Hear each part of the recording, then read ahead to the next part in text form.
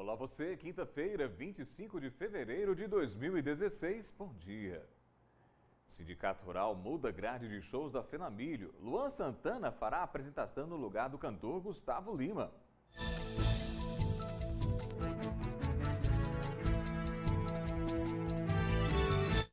E vamos mostrar também.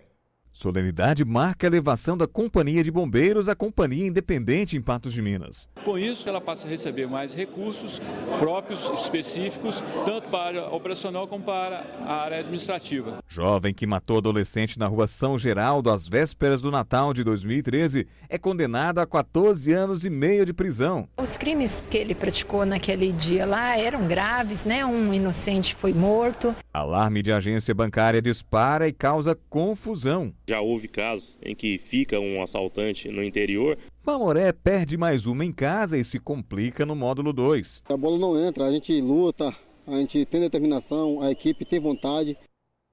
Esses são alguns dos destaques do 30 Minutos desta quinta-feira que já está no ar.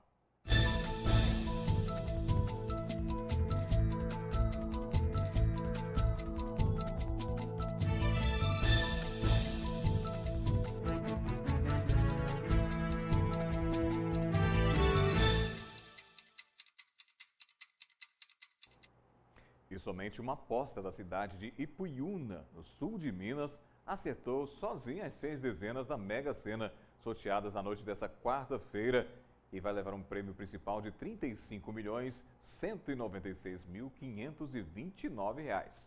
Confira os números sorteados. 13, 14, 22, 54, 56 e 58. O prêmio principal estava acumulado havia 5 concursos.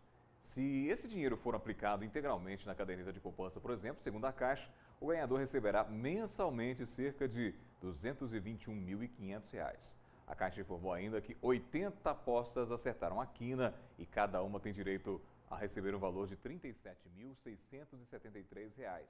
Outras 5.158 apostas acertaram a quadra e cada uma vai receber um prêmio de R$ 834,72. Para o próximo concurso, o de número 1794, a ser sorteado no sábado, dia 27, a estimativa de prêmio principal é de R$ 3 milhões.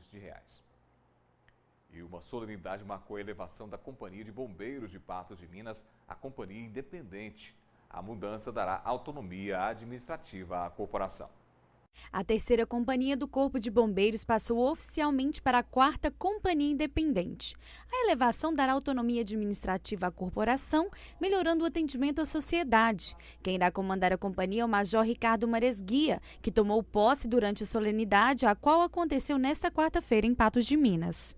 Nós viemos de uma companhia orgânica do 5º Batalhão em Uberlândia e agora nós vamos adquirir autonomia administrativa para que toda a sociedade patense e de região seja referência também no Triângulo Mineiro e noroeste do estado de Minas Gerais. A Companhia do Corpo de Bombeiros foi instalada em Patos de Minas no ano de 1977, contendo sua parte administrativa na cidade de Uberlândia. Anteriormente, ela estava vinculada ao Batalhão de Uberlândia e, a partir de agora, ela passa a ter uma autonomia.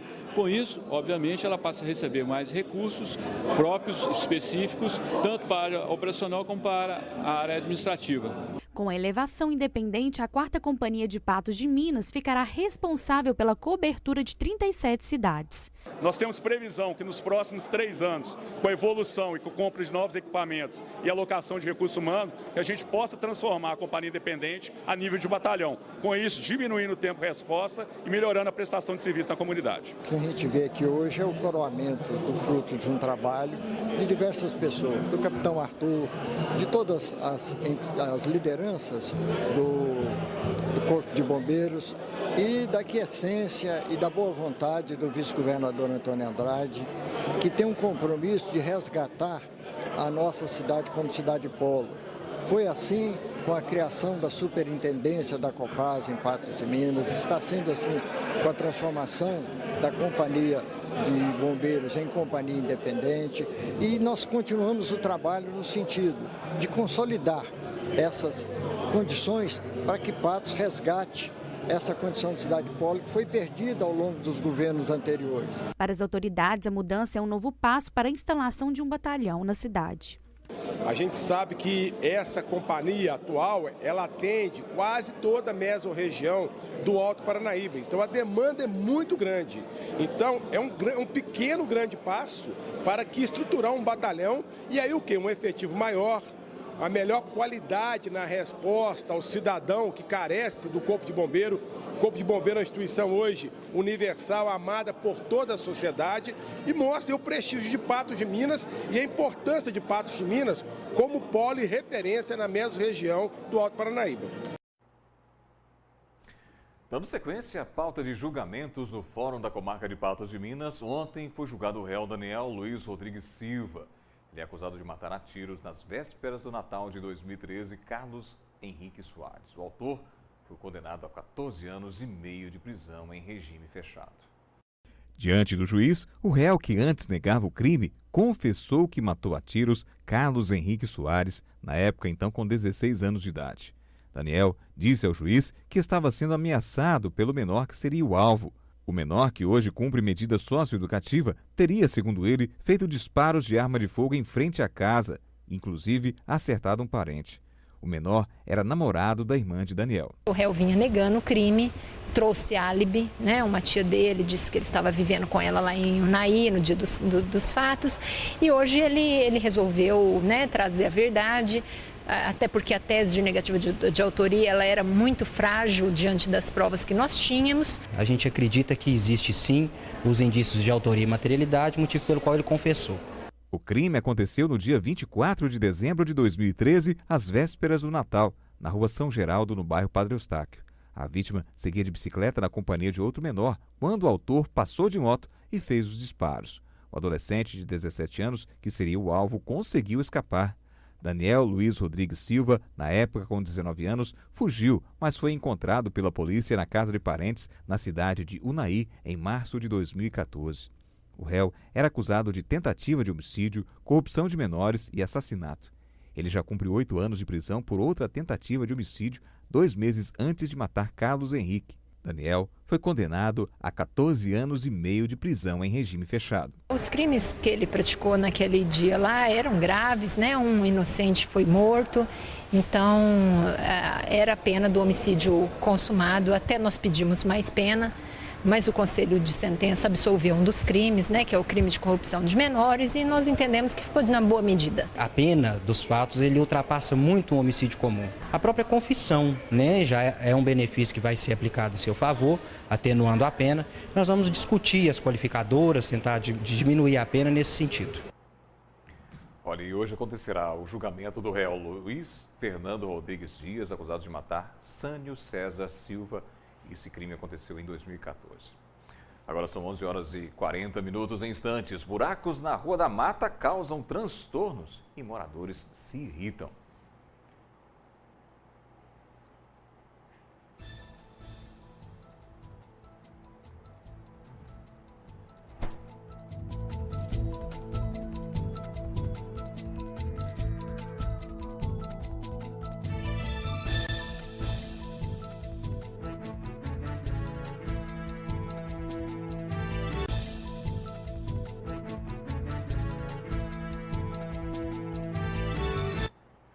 Fumaça por todos os lados e muitos policiais fechando a rua com viaturas e isolando as imediações de um banco. A princípio, aliás, parece até que estamos falando de um ataque de bandidos a caixas eletrônicos. Mas o que aconteceu foi um alarme falso que assustou muita gente na manhã de hoje em uma agência bancária que fica em frente ao Hospital Regional Antônio Dias, bem no centro de Patos de Minas. Um grande susto na manhã desta quinta-feira aqui na Caixa Econômica Federal, que fica em frente ao Hospital Regional, quando os alarmes desta agência dispararam e automaticamente soltam uma grande quantidade de fumaça para dificultar caso houvesse a ação de criminosos. Aqui do meu lado está o Sargento Marins, que vai falar para a gente sobre essa ocorrência. Sargento, como aconteceu? Graças a Deus foi somente um susto realmente. Esse sistema ele é conectado. É uma conexão entre o alarme e um jato de fumaça. A função é exatamente essa, dificultar, se houvesse realmente um assalto, dificultar a visão dos assaltantes para que eles tivessem dificuldade de ter acesso aos caixas. Imediatamente a polícia chegou ao local, mas aí vocês constataram, foi verificar, fecharam a rua inclusive, e foi visto que nada de mais grave aconteceu, né? Isso, foi isso que ocorreu, assim que a gente foi avisado aí pelo 190, a gente deslocou para cá, e graças a Deus não houve nada, foi somente o acionamento acidental aí do alarme.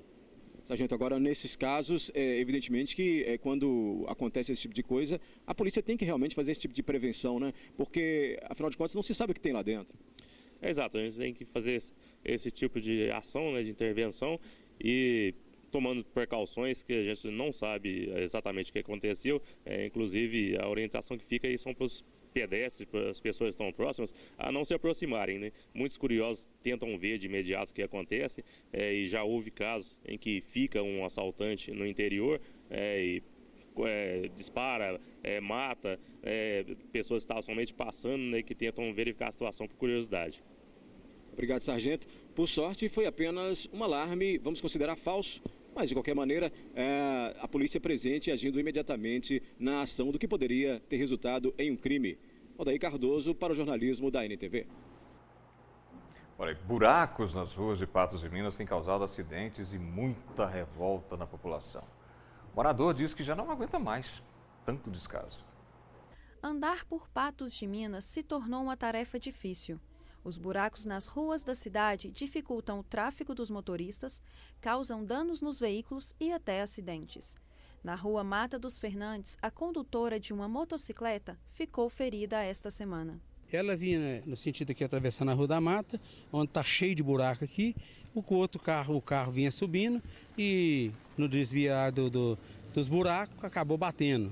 A moça jovem, cheia de vida, acabou batendo aqui e por sorte não bateu nesse poste que está aqui, de sinalização no nome da rua. Se ela bate nisso aqui, provavelmente teria até morrido. Então é um absurdo o que nós estamos vivendo na cidade de Patos de Minas. A situação está crítica em todos os cantos da cidade. Aqui na rua Tomás de Aquino, uma das mais movimentadas de Patos de Minas, não é diferente. E a vizinhança reclama do perigo que a falta de manutenção no asfalto os expõe.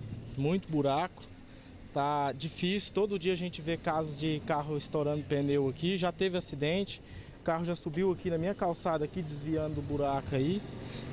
É buraco ali, todo lado você olhar aí você vai achar buraco, e tá complicado. Não tem prefeito e essa buraqueira aqui, além de bicicleta, não tem jeito de passar. A gente fala com ele para tampar buraco, ele fala que não vai mexer com nada. A indignação é tanta que a população quer buscar solução por meio jurídico, já que as reclamações feitas na prefeitura não fazem com que o prefeito tome providência. Eu aproveito para alertar que quem tiver algum problema no veículo causado por esses buracos aí, vamos processar, porque processando dói no bolso e o município vai procurar resolver esses problemas desses buracos. Precisa de ter uma ação mesmo para poder resolver o problema, porque só colocar esses briquetes aí, essas coisas aí, não adianta se não tirar o asfalto em redor, que já está todo danificado. Eles vêm aqui, tampam só o buraco, mas e a parte que já está estragada do asfalto? Alguém tem que fazer alguma coisa, que eu não sei onde nós vamos parar não, do jeito que está. Agora são 11h47 a seguir. A volta da censura? Justiça impede que o programa Espaço Feminino vá ao ar.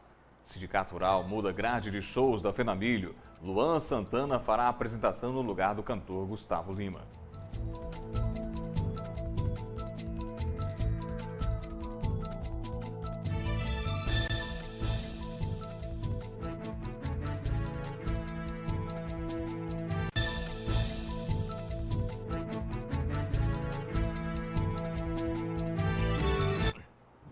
A notícia de que Gustavo Lima não fará mais show na Fenamilho esse ano pegou de surpresa fãs do cantor. O show, antes previsto para o dia 27 na Arena, foi substituído pela apresentação de Luan Santana. O anúncio foi feito pelo presidente do Sindicato Rural, Elon Covinel. O motivo seria que o Gustavo Lima não teria aceitado cantar na Arena do Parque. Gustavo Lima não vem mais a Patos de Minas durante a Festa Nacional do Milho, mas virá Luan Santana, é isso, presidente? Sem dúvida nenhuma. Acabamos de receber uma carta da assessoria do Gustavo que, por motivos de força maior, não vai participar da nossa festa 2016, nossa festa do milho. E nós respeitamos a sua opinião, aceitamos o seu pedido e imediatamente já entramos em contato com o Luan Santana para que possa fazer essa substituição. É um artista já renomado da região, já esteve aqui várias vezes e que sem dúvida nenhuma não vai deixar a desejar no seu show. A gente respeita o Gustavo, que é gente nossa, é prata da casa, é um grande artista. E quem sabe o ano que vem, ou futuramente, outros anos, ele estará conosco aqui. Tem algumas informações que o artista não ficou satisfeito quando ficou sabendo que iria cantar na Arena do Parque Exposições. É isso, presidente? O motivo maior foi esse, né? Ele gostaria de cantar na Praça Parque e foi programado para cantar na Arena, no dia 27, na sexta-feira. No mesmo dia do show do Wesley Safadão também, que é na Praça Parque. Juntamente com o Wesley Safadão. Então, por esse motivo, não teve como a gente fazer essa troca. E, no outro dia também não dava? No outro dia não tinha jeito, não tinha condição. E foi esse o motivo dele realmente afastar da festa. O Santana também é um show à altura? É um grande show, né? Sem dúvida nenhuma. E o povo vai agradar, vai ficar satisfeito, porque ele não vai deixar a desejar, em hipótese nenhuma. E estamos aí, vamos tocar o bonde.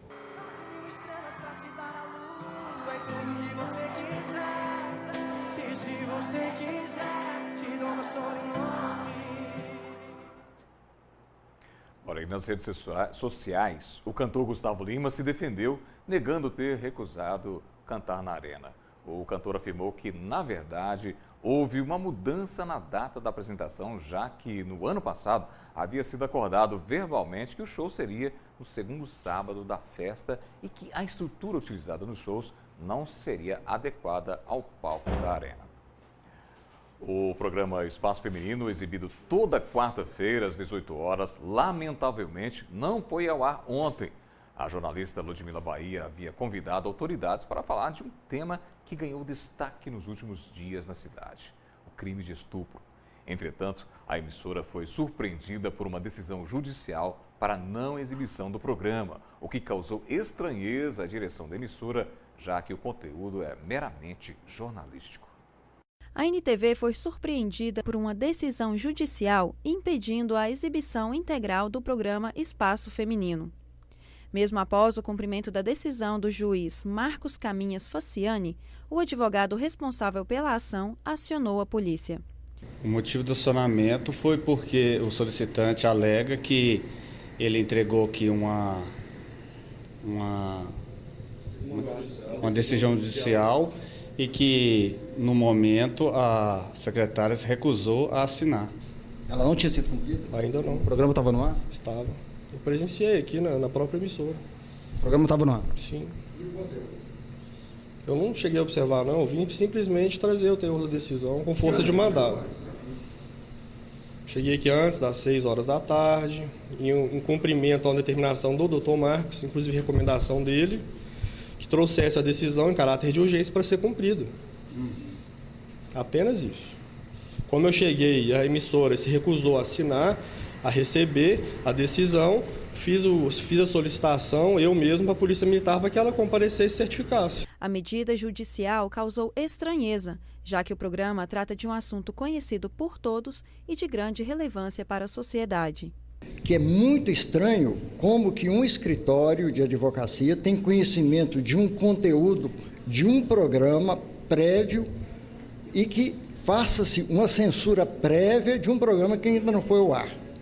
Evidentemente que isso nos causa estranho, nos causa mais estranho o escritório convocar a Polícia Militar, que deveria estar, e como sempre está, combatendo o crime e até os estupradores da cidade, de ter acionado a Polícia Militar quando o programa já estava suspenso, é só olhar pelas gravações que estavam, e a gente entende que é um cerceamento prévio, uma censura prévia de algo que foi ao ar. O diretor-presidente da NTV respeita a decisão judicial, mas irá recorrer para exibir o programa na próxima semana.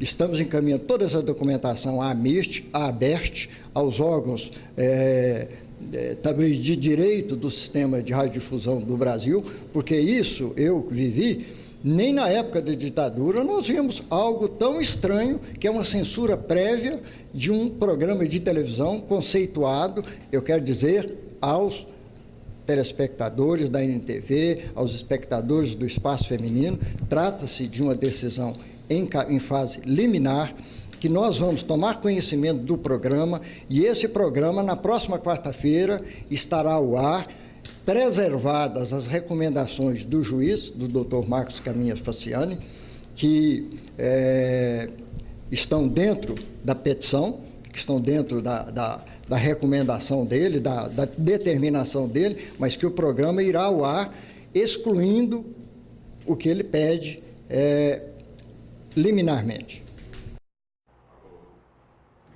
A jornalista Ludmila Bahia está em viagem, mas fez questão de se manifestar em relação ao caso em redes sociais. Segundo o que ela classificou como uma atitude de cerceamento do direito à informação que é garantido pela Constituição brasileira, além de considerar o episódio como censura prévia. O programa tem cunho meramente jornalístico e informativo. Olá pessoal, mesmo estando longe, compartilho da minha indignação com vocês dessa censura prévia feita, pela Justiça, essa interdição judicial que proibiu que o programa Espaço Feminino desta quarta-feira fosse ao ar. Um programa que trata sobre estupro, um crime que vem crescendo não só na nossa cidade, mas como no estado também. E nós conseguimos de forma inédita uma entrevista com uma das vítimas dessa violação, dessa brutalidade. Ela contou em detalhes tudo o que ela viveu. E também discutimos esse assunto com o promotor de justiça, Dr. Paulo Freitas, o delegado regional, Dr. Luiz Mauro, e também com a psicóloga Patrícia Paim. Mas, infelizmente, por pura, na minha avaliação, censura prévia, a Justiça impediu que o programa fosse ao ar. Em nenhum momento nosso intuito foi denegrir, foi estampar a cara de suspeito ou acusado. Era simplesmente discutir um crime que assusta simplesmente a 90% das mulheres, segundo uma pesquisa Datafolha. Mas nós não vamos nos calar, nós vamos tentar realmente fazer com que esse programa vá ao ar, porque é um programa de informação. Informação é direito de todos. Agora são 11h57. Daqui a pouco, Mamoré perde mais uma em casa e se complica no módulo 2.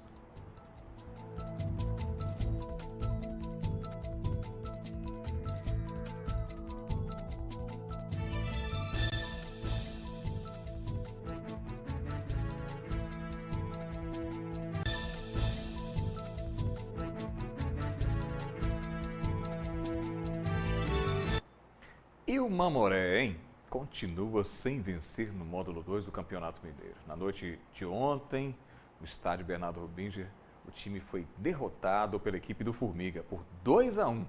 O resultado complica ainda mais a situação do time de Patos de Minas, que permanece como lanterna do Grupo A. E o jogo não começou bem para o time de Patos de Minas. Numa jogada duvidosa, o juiz marca um pênalti para o Formiga. Aos 5 minutos, Diego Luiz chuta no canto direito e marca de pênalti o primeiro do time visitante. O Mamoré tentou empatar e neste contra-ataque Luizinho chuta forte no canto esquerdo, mas o goleiro Gustavo espalma. O Sapo faz pressão e tenta o empate de qualquer jeito, porém a defesa do Formiga estava atenta. No final, os jogadores do Mamoré fazem pressão, mas Alan Patrick chuta para a lateral da rede. E antes do apito final do primeiro tempo, o Mamoré ainda tenta marcar com um lance de bola parada, mas Gustavo estava bem posicionado. Ao ser dado o apito final, o Mamoré sai de campo sob vaia da torcida. Na etapa complementar, o jogo dá uma esfriada, mas foi aos 6 minutos, no primeiro lance de perigo para o Formiga, que o jogador Vander do Mamoré, numa dividida com o goleiro Gustavo, quase leva vantagem. O Mamoré faz pressão e permanece bastante tempo no campo de ataque, mas não consegue finalizar bem. O jogador Thiago Gasparetto reclama das marcações do juiz Murilo Francisco e acaba amarelado, causando confusão no jogo. Aos 36 minutos, cruzamento na frente do gol do Mamoré e Paulo Matos, de cabeça, marca o segundo do time de Formiga. Aos 43 minutos, numa cobrança de escanteio, o lateral Wellington recebe o cruzamento e faz o gol de honra do Mamoré. Ainda no último lance do jogo, Evandro ainda tem a chance de cobrar falta, mas desperdiça. E ficou assim. Mamoré, mais uma vez, não consegue ganhar em casa. Teve empate, né? Mas foi considerado como derrota mesmo, porque na competição dessa, 2 jogos em casa e ganhar um ponto só, é complicado para uma equipe que quer classificar, para uma equipe que quer buscar o acesso. Um jogo difícil e que torna evidente um drama da equipe. A bola não entra, a gente luta, a gente tem determinação, a equipe tem vontade, mas infelizmente a bola não quer entrar. Mas a partida coroou o trabalho do técnico Gerson Evaristo, que já atuou em Patos de Minas e agora está à frente do Formiga. Nós sabíamos que ia ter essa pressão aqui, que eu conheço bem o que é jogar aqui. Dificilmente uma equipe vem e vence o Mamoré aqui. Então o time se postou bem, suportou o momento de dificuldades, principalmente nas bolas aéreas, se portou muito bem. Olha, e o próximo jogo do Mamoré será fora de casa, sábado, contra a equipe da Patrocinense. A partida está marcada para as 17 horas. 30 minutos de hoje fica por aqui. Outras notícias você confere logo mais à noite, às 19 horas, no BNTV News. Você fica agora com o programa Gui Boaventura. Boa tarde para você.